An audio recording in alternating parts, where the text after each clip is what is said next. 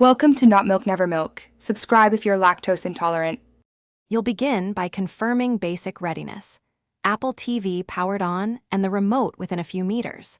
Start by charging the Siri remote for at least 30 seconds if unresponsive.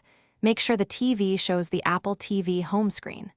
Once done, stand close to the Apple TV and point the remote at the device. Now press and hold the primary buttons to initiate a reset signal. This immediate action targets the remote's link with the box and prepares you for pairing. You now perform the core reset sequence.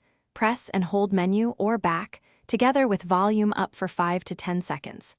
While you hold, observe the Apple TV screen for a pairing animation or a chain link icon.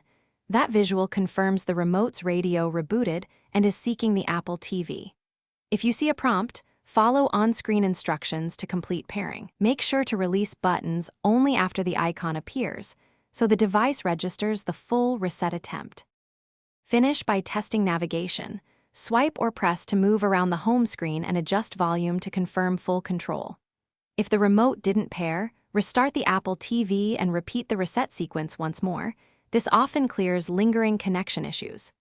As a final troubleshooting tip, open settings remotes and devices to forget the remote, then repair it. This forces a fresh connection. If problems persist, confirm the remote's battery and consider contacting support for a hardware check. Thanks for watching. If this was helpful, leave a like and consider subscribing. See you next time.